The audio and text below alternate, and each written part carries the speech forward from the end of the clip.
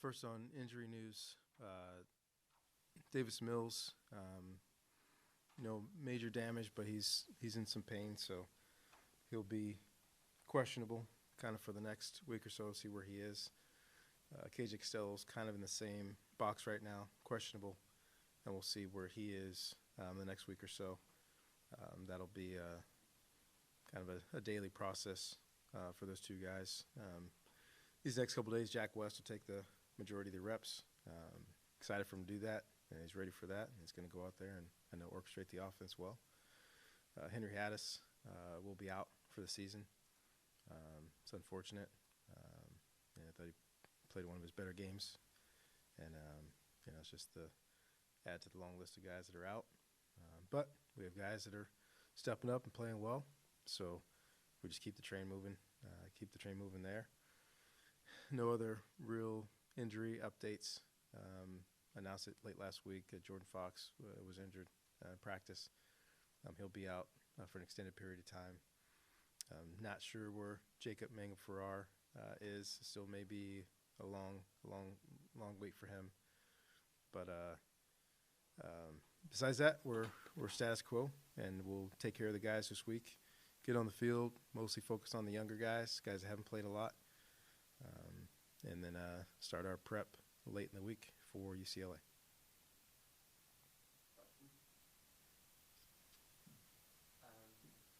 You say, Davis is in some pain, but it wasn't anything major. If you guys had been trailing in that game, would you have felt comfortable keeping him in, or was it something that required him to leave the game?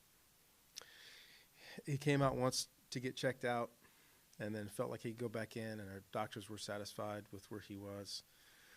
Went out there for another series, came back to the doctors again, and said, it's just a little bit of pain, doesn't feel great.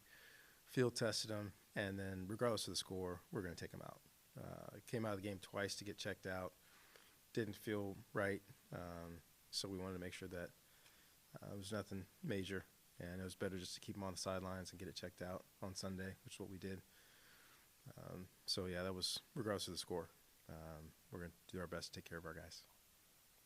Based on what you've seen from both Davis and KJ, how would you sum up their season so far, and how would you sum up what the quarterback situation is at this point?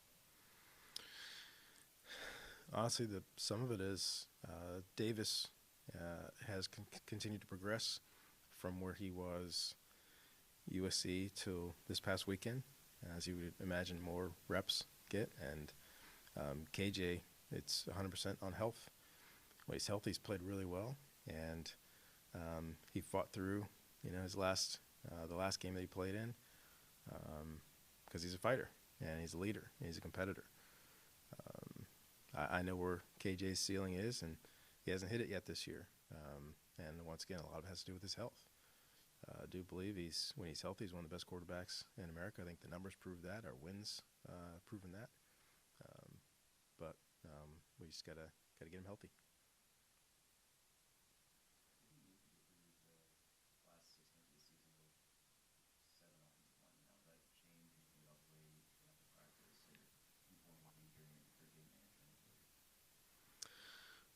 It changes practice significantly. We have to be more intentional about every single rep. We don't have a lot of rotation, so if we don't do the number of reps, then the rest of the team suffers because everybody else needs reps. But if we do too many reps, then we're wearing these guys out before we play a game. So I think we have a good plan right now. We've kind of had to dance with it this year so far. It's just one less number now. And not sure when Devery's going to be able to come back to help us out. So we have to be very careful and cautious with these guys. But most of these guys are really young, and they need to work. So we need to work on some very specific things to help them improve during the season so they can get better from week to week without wearing them out. You're grateful to have the extra couple of days here to get ready for UCLA and get some guys healthy. There's some small part you also wish that there was also game this week so you could help really truly build off the momentum that you had in last week? Not at all. Not at all. We need this break. We need it bad. We probably could have used it 3 weeks ago because it's not just the offensive line. Cam Scarlett's had a heck of a year. but he needs a couple days off, especially after that 30-plus carry night. Guys on the defense, we had a lot of defense guys play a lot of snaps. Our two inside linebackers have played a lot of football. We thought we were going to be able to rotate those guys. They've had to play pretty much every snap most of the season. I think our defensive line really has come along the last week or so, last 2 weeks of the season, playing their best football. They need a break. So we have a lot of guys on this team that need to get healthy and need to get rested, so that hopefully we can be at our best Thursday night against UCLA. They have a couple more days, play against Arizona. They get a real complete bye week and get ready for the final push of the season. So this bye week's coming at a good time, and we're gonna try to take advantage of it because it's more important right now than our momentum. We gotta get our guys healthy. Has there been conversations about if you lose another offensive line, especially a tackle, what that structure looks like with only Greg Reed really available to step in? Oh yeah,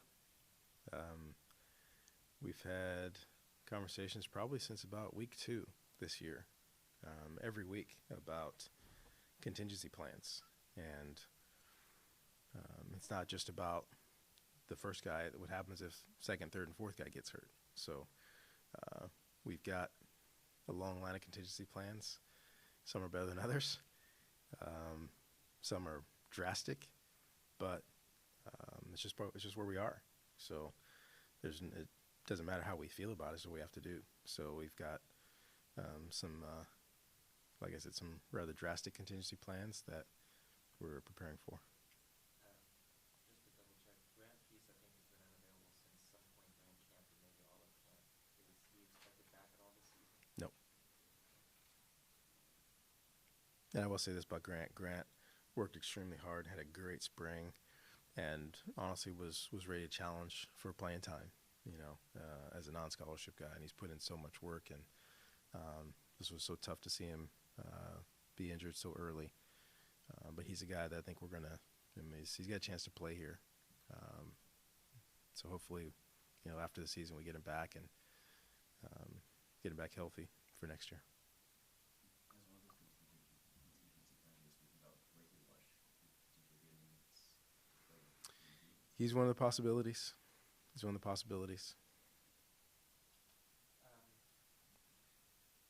Talked after the game about the play of how you, Kelly, just when you go back and you watch the game in full,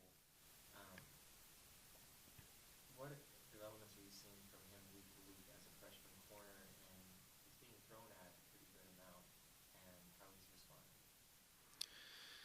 He's got a corner's mentality. If a guy catches the ball, you just forget about it and come back and be aggressive the next play. And you've seen that from him pretty much the whole year. And made a couple nice plays early. Made a great play in the end zone. That's a tough play when the ball in the air.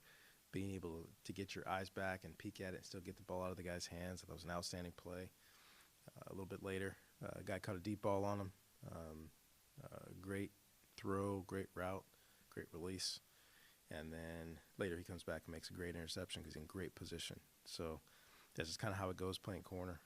You're out there by yourself with some safety help periodically. But he's got confidence, he's got length, he's got speed, and he's physical. So excited about him. He's only going to get better. We talked for the entire team about kind of playing with that edge, and he's been a great example of that. Talk about the growth and development from Walter and Barrett in these past couple of weeks as they've gotten to play a little bit more together. It's been fun to watch. We thought we were going to watch it happen in practice. We just happened to be watching it happen during games. But every day is a new learning experience. And having two freshmen out there playing side by side and playing pretty well, sometimes you forget to cover some things because you assume that they know it. And we have to remind ourselves, we assume these guys don't know it, and continue to talk to them and help them grow. They're both physical. They're both competitive. They both want to do it right. So they're coachable. They learn from their mistakes. There are some things, that, especially this past game, playing against a couple of veterans that got a couple of veteran moves put on them that they only learned from the experience of getting beat, learned from the experience of losing leverage, and come back, and you see the same thing happen later in the game, and they do it right. But for me, more than anything else, it's the mentality and attitude of being a competitor and being willing to learn and grow, and taking advantage of every snap that they get. So it's been fun to watch these guys play, and I've been saying it since the beginning, since before these guys started playing. I'm excited about these freshmen. They're going to be really, really good. Even though the third freshman, Henry goes down, Jake comes in the game in the first play, you run right behind him. Was that intentional, or just happened to be that was the call at that moment in time? We just tried to make the call that we thought was the right call at the time, and whoever's in the game, trust them to do their job. And Jake comes in cold and does his job perfectly.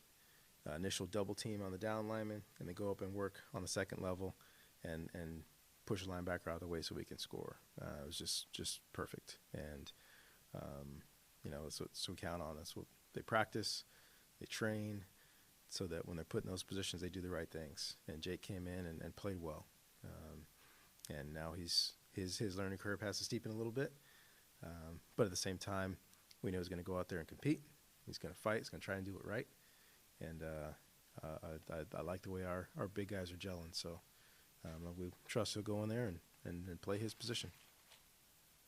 What can some of his performances in the receiving and the blocking categories last week mean for his potential there? There's a reason why that sideline was pretty excited when he caught that ball and broke a couple tackles. Most of the team has seen his high school highlights, and that's all over his highlights. He's 270 pounds and an athlete, so when he catches the ball, he's just hard to bring down. He's an intense blocker. He's a physical football player. He's a very smart player. Knows how to play with leverage, he's just one of those guys that has some versatility, but also one of those guys that has the toughness that you want, that you circle, and hope that more guys emulate. When you went back and watched the offense specifically, I'm wondering what you saw. I guess your overall assessment first, but then specifically with Davis, anything more you can add about the steps you took in this game that you talked about after the game? Well, offense in general, pretty straightforward. When we don't have penalties and we don't have negative plays, we play pretty well. And the few times we did in this game, like one of those times we had a drive killer. We overcame a couple of negative plays, but you can't overcome all of them.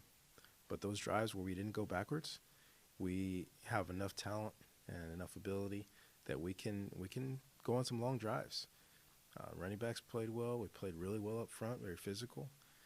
Tight ends made plays. Multiple receivers made plays. So we can spread the ball around and run the ball the way that we were able to do this past week.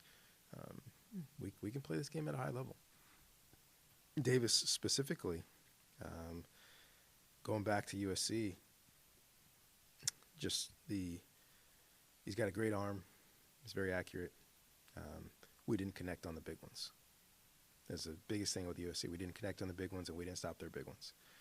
This past game, we connected on the big ones, and give a lot of credit to Tavita Pritchard and his work with Davis and getting with Simi and Coach Bobby on connecting on those inside fade routes, those deep balls, but then getting the consistency of the run after the catch.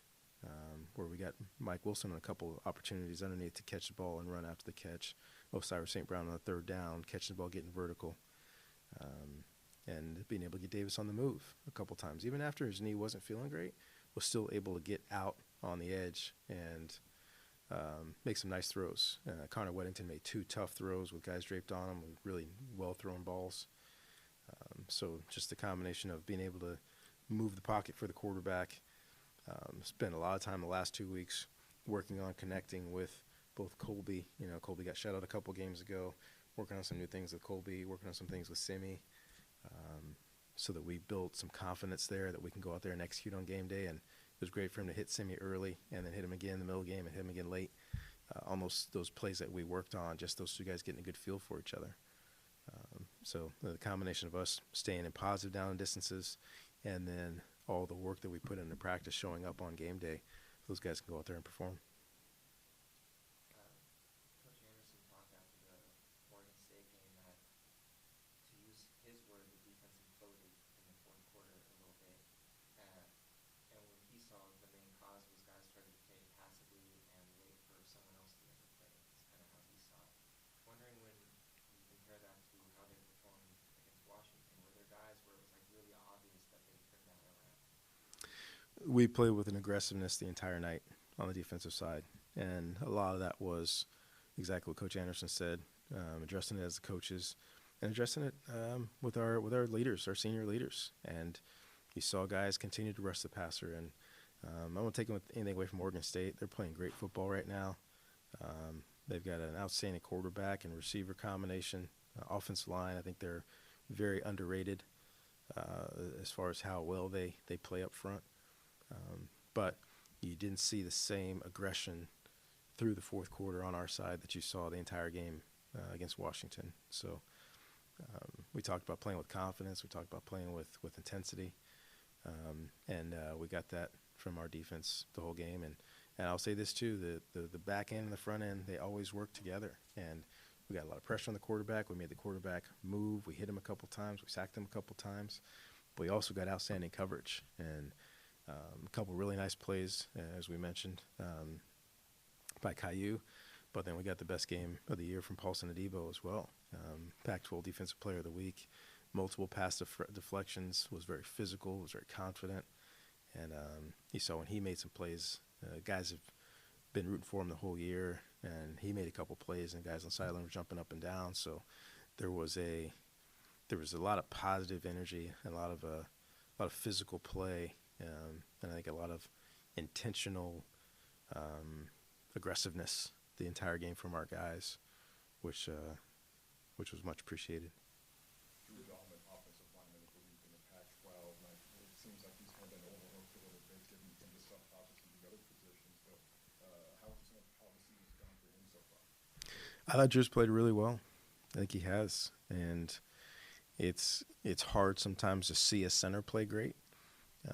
You can really tell when a tackle has a great game or a really bad game. It's hard to tell with the center. A lot of times he's helping on somebody, but the way Drew is directing the ship up there up front and getting his job done in the pass game as well as in the run blocking game, and as much as him doing his job, him really directing other people so they can do their job is just as important. And so I think Drew's really had a good year. You talked about when you use this bye week for some guys to recover from getting dinged up and just the grind of the play before, but how are you planning on kind of balancing that need for recovery with the need to get reps for guys who may need to be ready because of maybe injuries? So our standard practices we have for what I call a fake bye week, I took 30 minutes out of practice. It was just too long. But those practices are going to be really focused on a lot of individual time. So for our older guys, our guys that are banged up, they're not going to get a lot of that time. It's going to be the guys that are younger guys, some of the guys, young offensive linemen that are playing, young inside linebackers that haven't played, but, other guys that are not playing a lot, for them to get the individual time just in case they're called upon at some point during the season. So there's that balance between taking care of the guys that are playing a lot and the guys that are banged up, but then also getting a lot of work on those guys that aren't playing a lot, that are still in position that they need to be ready. So I think our coaches are doing a good job of preparing these next 2 days for that, and at the same time getting our coaches fresh and everybody in our football offices. We get into such a grind during the season that we don't see anything but football. And now that we have a couple of days to get refreshed and get ready for, an uneven schedule the next couple of weeks, but so that we're physically mentally and emotionally ready also, like we need the players to be for the final push of this season. So as much as it is good for the guys to get off their feet and get into their schoolwork and get in the training room and recover, it's as important for us as coaches to get out of the office a little bit, refresh our minds too, so we can be at our best as well. Wondering what you saw from Gabe Reed upon review, having to step in for Jordan and play a lot. Coach Anderson's our defense coordinator, but also coaches the outside linebackers, and really challenged Gabe to come in and play his best. Got a chance to start, got a chance to play a lot. And I kind of say the same thing to Gabe. Every once in a while I just pass by him and say, hey, affect the game. Come in and affect the game. And he's got quickness and explosiveness, and he's extremely competitive. And that showed up, not just in the plays he made on the quarterback, a couple plays he made in the running game, and a couple plays, especially on the outside linebacker position. Sometimes you just got to contain. So you just got to contain and turn it back to somebody else. And I thought Gabe played his best game as a Stanford Cardinal. And going forward at outside backer, Andreas Haas only has one game left that he could play, and still redshirt. Thunder is, I think, missing and Julie. Wondering about that individual time for like guys like Toby and other young outside backers to be able to be ready. Well, Andreas has played 4. Yes. He has played 4.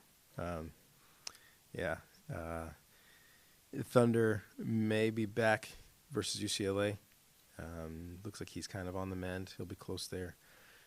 Toby did get injured, so we're not sure when he's going to be back. But a guy like Loa Kafusi is going to really take advantage of these reps over the next couple days. Stephen Herron, true freshman, came in a little banged up. He's now completely healthy. We'll see if we can get him going rep wise, and outside linebacker wise, we're still pretty deep out there, so we'll have some guys to rotate through and truly prepare. And Anthony Trent's done a good job being ready to go as well. So we've got some bodies out there that we think can play as well. What have you been seeing from the other freshmen who haven't had a chance to play now that they've been able to see so many of their classmates get on the field and make impacts and get more and more time? I really like where our freshman class is, and I think this 4-game rule is great. With some of those guys that haven't played a lot, that they may get some playing time later in the year. I think it's helped the mentality of our strength conditioning staff, as well as our coaches, to say there's no such thing as just, okay, I'm just going to hang out this year in redshirt. Like, all these guys need to continue to get stronger and know what to do and get better, because 2 injuries, then the guy's not just redshirt anymore, he's in. So we can use those 4 games at different times for different guys. But I think about our young defensive backs, and there are a couple guys that are preparing, and at some point in time they may get in. They look like they're just showing some signs, and I love our 2 freshman running backs. And Mr. Jones has come in and provided us a spark here and there, but Mr. Pete's not that far away either. We're going to continue to incorporate him. We've used him a couple times in games. We'll continue to use him going forward. So it's a different world right now with freshmen, and I like our mentality, whereas some guys play early, some guys play in the middle, and some guys play late. What's been the biggest surprise for you this season so far? Is that a rhetorical question? Just the fact that I thought there was no way we'd have as many injuries this year as we had last year. We'd never had those amount of injuries. We've made no drastic changes in the things that we do.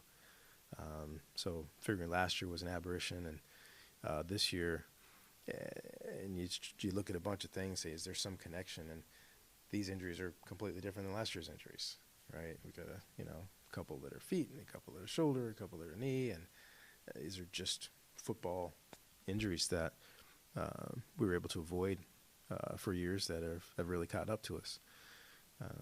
That being said, I've said it before, I commend our coaches. I think we've recruited extremely well.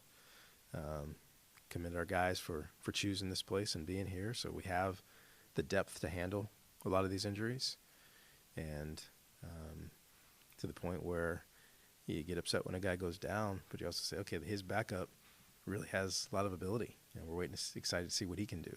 So that's been the case more often than not the entire year for us. And even at the quarterback position, when Davis went out, and we would throw Jack West in there, and Jack West can do everything in this offense. And if he has to go out and play against UCLA, hey, he'll go out there and play well.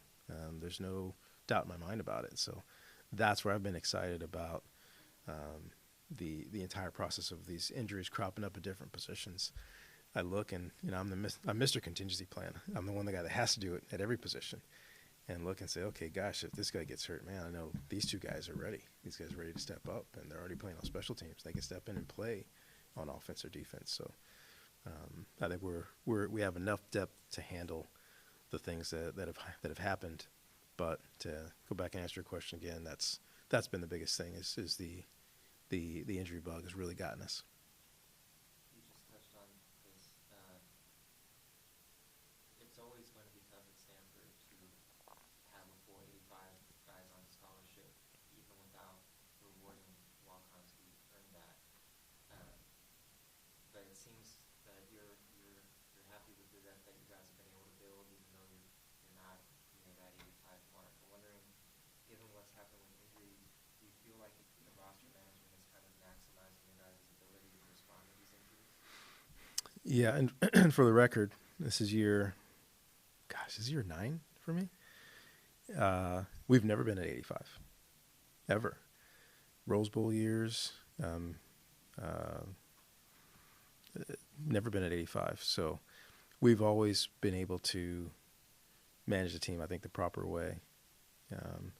In that a lot of the non-scholarship young men that we get, these are relatively high-level non-scholarship guys. Some of these guys have walked away from offers to come be a non-scholarship player for us, knowing that we have a track record of rewarding guys that get on the field, rewarding guys that and becoming starters as non-scholarship guys. So I think that's been a big part of building this program over the years, and that's been a significant part of what we've done, to the point where you've got a Griff Whalen that probably could have been a scholarship player someplace else, comes in here, plays well, earns a scholarship, and plays in the NFL.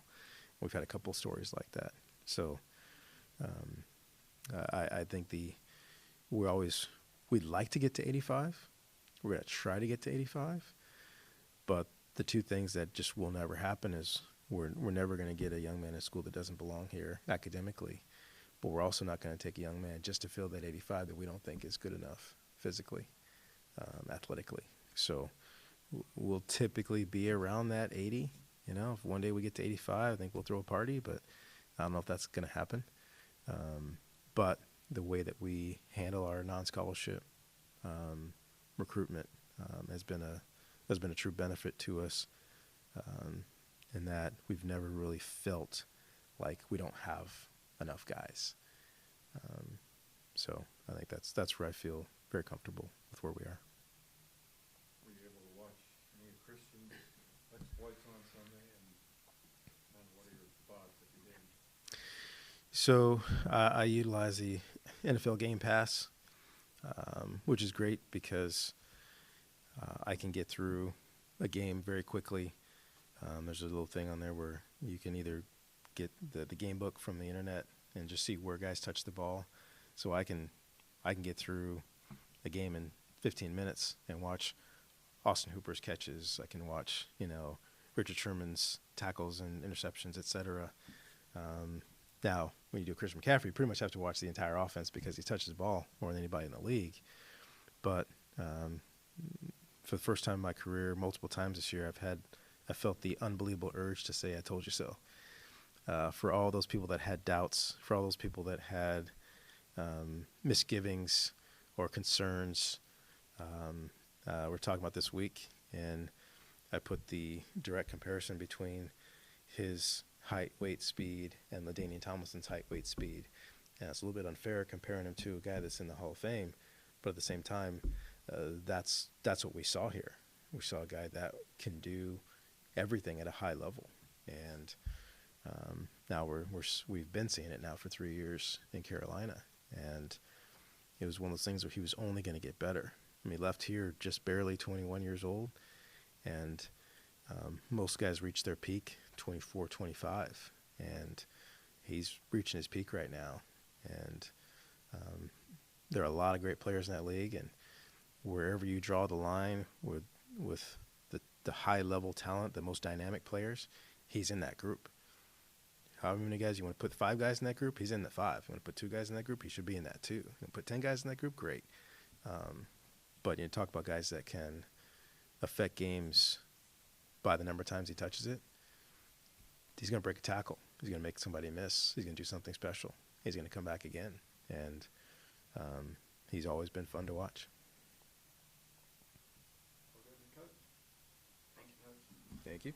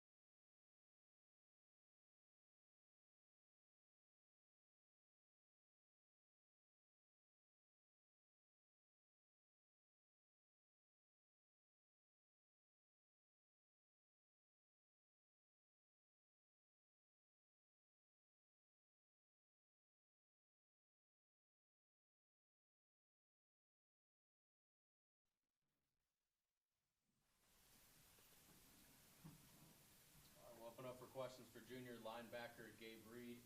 Gabe had 6 tackles and 1 sack against Washington last week. Yeah, this team has been through a lot of adversity early in the season with injuries and the tough schedule. How have you guys managed to kind of keep this thing going and actually turn things around a little bit over these last 2 games? Yeah, that's a great question. I think immediately I thought of this offseason. You know, something that we train for is reacting to adversity.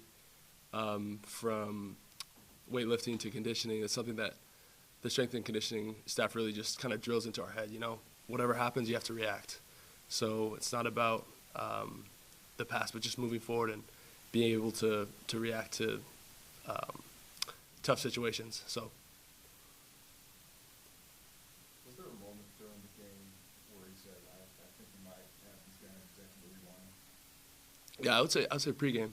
I think going in, something that Coach Alomar, our special teams coach, was sharing with us is just, you know, the world says that we're not gonna win, and if we win, it's gonna be an upset. But we know in this room it's not an upset because we believe we're gonna win going in, and the Pac-12 has a bunch of talented teams, but we really believe that we can hang with all of them and beat them all. So, yep.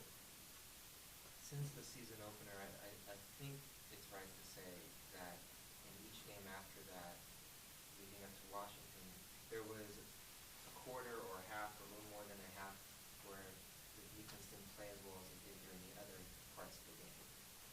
Coach Anderson was really critical of the 4th quarter up at Corvallis.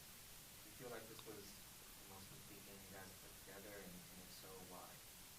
Yeah, I'd say up to this point, that was the most complete game that we've played. Definitely still room to clean some things up as far as assignments, missed tackles, stuff along those lines. But yeah, and I think I just attribute it to how hard we worked in practice. I felt like after Oregon State, our whole defense knew we were so close. We played great 3 quarters of football against Oregon State, and we knew we were so close.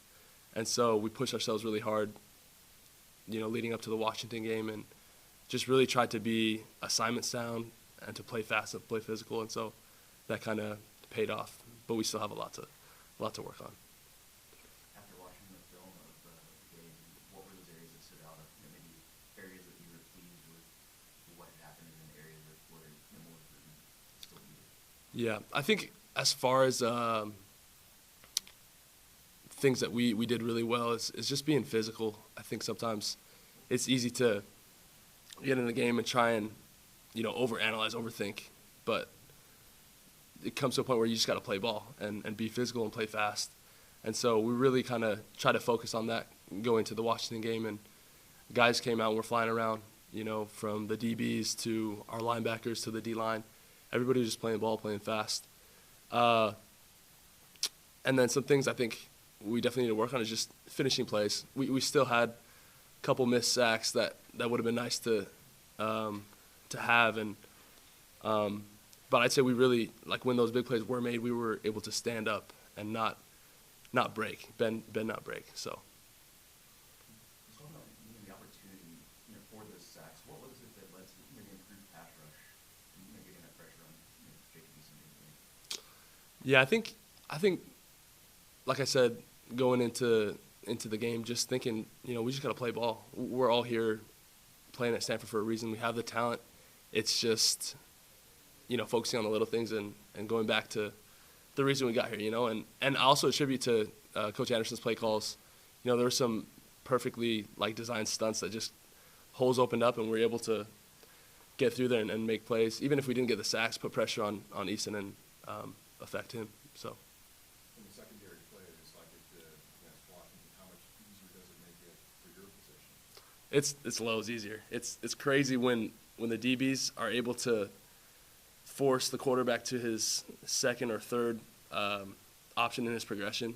That gives us the time that we need to get back there and get in the quarterback's face and affect him. So it's a big difference. It's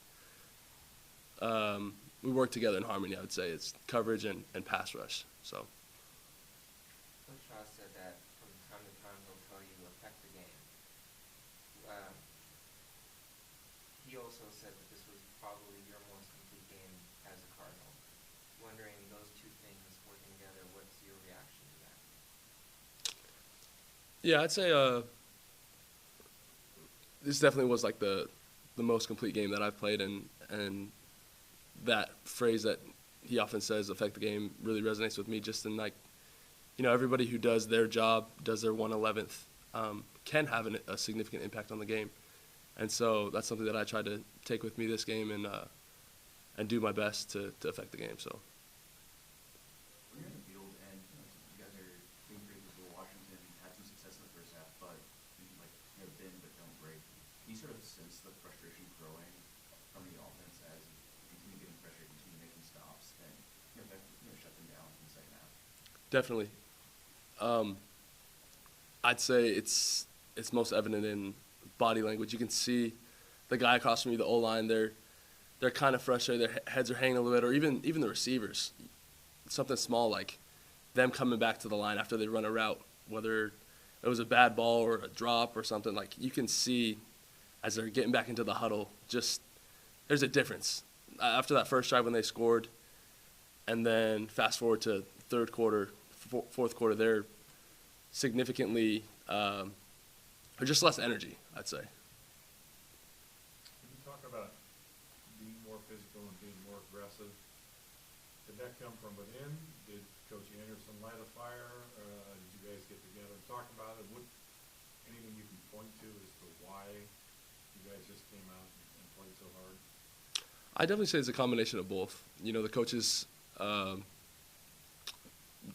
pointed out to us, as we're reviewing the game, what we need to work on after Oregon State and even past games. We're doing our job, we're doing our assignment, but it's more than that. We need to be the aggressor, attacking the guy across the ball from us. And so we kind of took that to heart, and I'd say across the board we just really worked to out-physical our opponents. This past week against Washington, we just really worked to be the aggressor. About, you mentioned that Toby is a little banged up now. Thunder might be available for UCLA. Just there are a lot of guys nursing some things and outside backer, and you mentioned that Loa and Stephen Herring might be called on soon. Wondering what you've seen from Stephen and Loa in practice, especially since Stephen missed all of camp. Yeah, in the outside linebacker room, we have a lot of talent. We have a lot of guys who can play ball. So, it hurts to see some guys go down.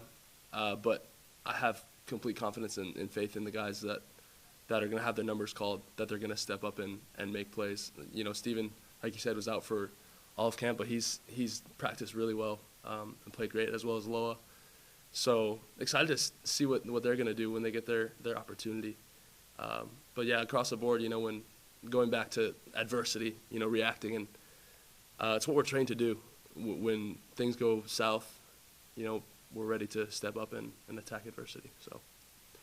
At what point during this week do you sort of switch from rest recovery mode to prepping for UCLA and beginning to kind of install and get that game plan? That's a good question. I think from my experience in the past year, you know, starting at least mentally to prepare for UCLA, it starts immediately. You know, we can watch film, kind of break down the playbook, what we think is going to work best against UCLA, and also watching their personnel. Physically, you know, just I know probably reps will be limited this week, but just taking advantage of those reps and being aggressive and just working to get the most out of those reps that we get. So I guess from, you know, what you've done so far, what's your kind of early scout on UCLA, what you expect to get from them? I'd say UCLA is a really good team. They're really talented. From the past games, you know, you've seen flashes of them, you know, that crazy comeback against Washington State, and they just have a lot of talent. So we're excited for the opportunity. I'm excited to face the challenge. I know you guys sort of pride yourselves on keeping an even keel throughout the season, but can you talk about the mindset when you win 2 games, you knock off a top 15 team, how it carries over to practice, and just how oftentimes that you can't wait to get out there and kind of keep pushing it. Is that true? Yeah, I'd say it's huge. I mean, winning this game last week was very big for our confidence and building momentum. You know, we pride ourselves in how we play, and felt like maybe the first quarter of the season didn't really reflect our true potential. And so being able to win that game against Washington was big for us. But we're looking forward to continue to prove what a great defense and team we are. So. Anything else for Gabe? Thank you. Thank you.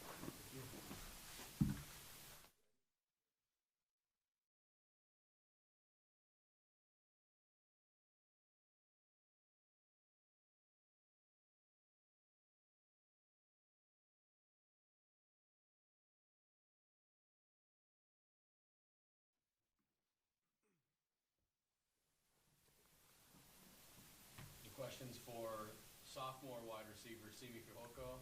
Simi, 3 catches, 91 yards, and his first career touchdown against Washington. Simi, wondering, when you went back and you watched, I think, the film, the video, what stood out to you? What are the things that, on review, you liked even more than maybe during the game and want to work on? So basically, when I went back and looked through all the film, I was able to really digest all the things I did wrong, all the things I did good. You know, I was able to see a lot more. There's a lot of videos of the touchdown that I had. And looking at it, a lot of people only see, you know, oh, the catch, the throw is great and everything. I really looked at, you know, the offensive line really held up the play action. I looked at Cam Scott made a great pickup block on that blitz, and it really made it possible. So, I mean, again, this whole the whole touchdown and everything, that was great and everything, but it really credits to all the people that were blocking for it and the great ball that Davis had. So, I mean, it's an all-around great team effort. How would you compare and contrast Davis and KJ? I think, to be honest, I feel like they're different players. They bring different aspects to the game. You know, KJ is really, he knows the game inside and out. And then you have Davis, who's just, you know, he's a versatile athlete. You know, he can scramble, he can run and slide. He's shown it a couple times where he pulled the ball last game. And you know, they're both great athletes and both great quarterbacks, who I assume will have long careers. You know, it's just awesome to have the opportunity to catch from, you know, both of them. I had the opportunity to catch from KJ. Playing with KJ in the Army All-American Bowl all the way back in high school. And then now playing with Davis, they're great quarterbacks. They throw a great ball. So, I mean, it makes my job a little easier. Early in the season, it seemed like maybe the game plan against you was to get in your face, be really physical, Yeah. at the line. And now we've seen, some adjustments. Can you just talk about what those adjustments have been, over the past few weeks that helped you get more open and have some of the success that you've seen, recently? Yeah. So, I mean, Coach Kennedy has worked a lot in the upcoming weeks. They've been working with releases and a lot of stuff like that, spending more time on that rather than, the route running aspect of it. Because, I mean, again, you can't get off the line. You can't really make a play. So, again, Coach Pritch and Samuel Kennedy have been working really on, releases and all that. Me, Colby, Connor, Mike, Osiris, we've all been working on it. And I think overall, I think we've all gotten better at releases, and I think we've seen that more as our passing game has increased in the past weeks. You go into a little bit into what working on your releases and getting off the line looks like. Yeah. So, I mean, during the special teams, we have periods during our practices, and during the special teams, the ones that I'm not in on, Coach Kennedy really sits down and has either me and Colby line up face-to-face to each other, and then, we have a little box where we can't, go outside this line or go outside that line, and you have to, really work your release and then try to lean back and stack. And so a lot of the times we've, me and Colby go back and forth because, we're never going to play a DB that's sort of similar to the size of Colby. I mean, I've never gone against a 6'7", 250 corner, but it's good to, really work our hands and stuff like that to, I mean, it totally pays off in the end. Can you talk about how this team has persevered through a really tough schedule and some injuries, and now gotten itself kind of back in a good position heading the last half of the season? Yeah. So again, perseverance. I think our team in general has done really well through the injuries, through the tough schedule. We knew coming into this year that it was going to be one of the toughest schedules we've ever played, and so I mean we were prepared, and I think in the beginning, we're still a young team, so we were trying to find our footing a little bit. A lot of the younger players were getting our feet wet. For me, I felt like I was still just trying to get my feet wet, and I think that finally, as the games kept going on, I think Washington was sort of where we started to really start clicking as an offense, and we felt like that we could do more, that we knew that we could do more, and we showed it.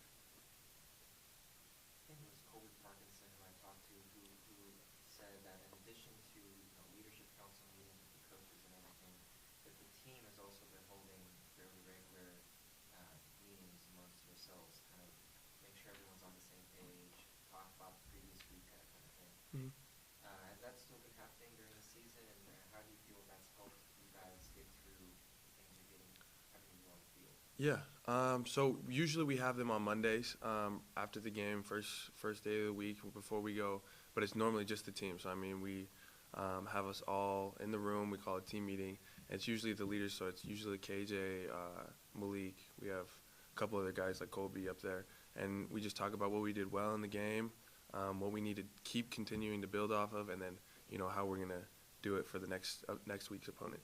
And I think that's really helped our team grow together as closeness, and in a way that it feels that everybody in the team has a voice. Everyone can be heard from. Everyone. It's sort of like a conversation. What you see you did better, what you think you can do better, and it's really helped us grow closer. And I feel like that's helped our chemistry and our bond grow a lot closer and help us play a lot better.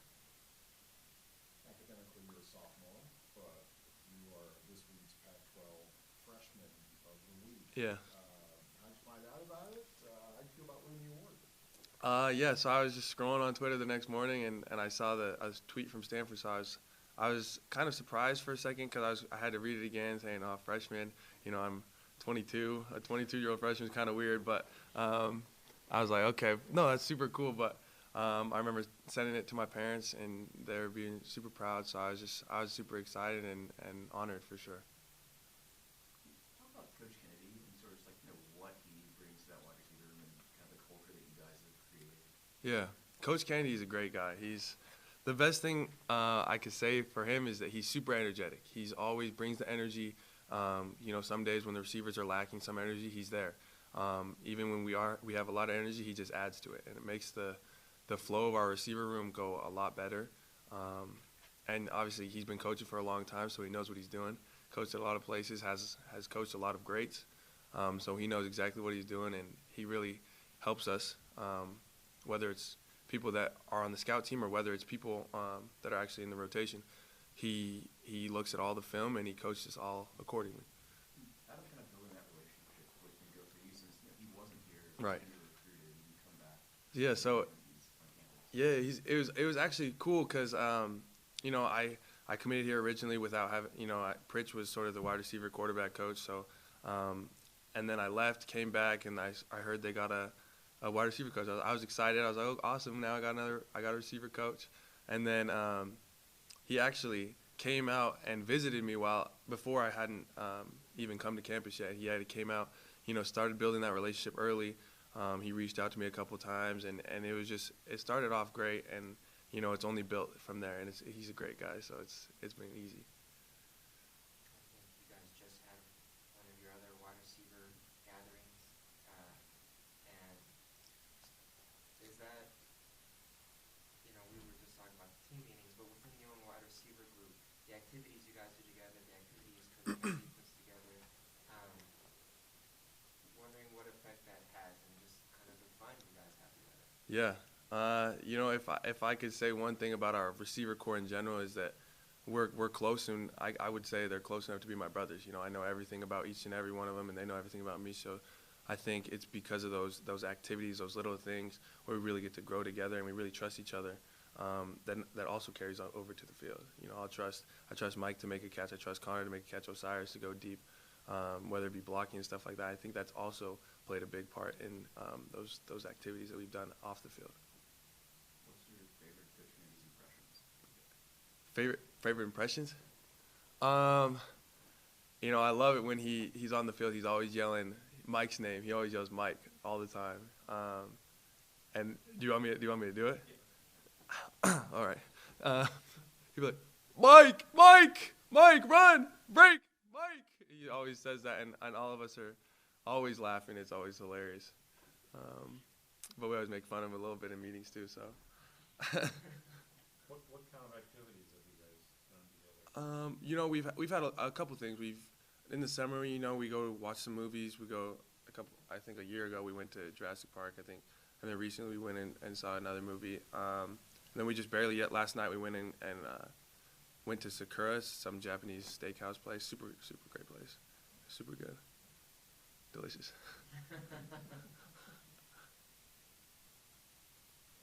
Yeah.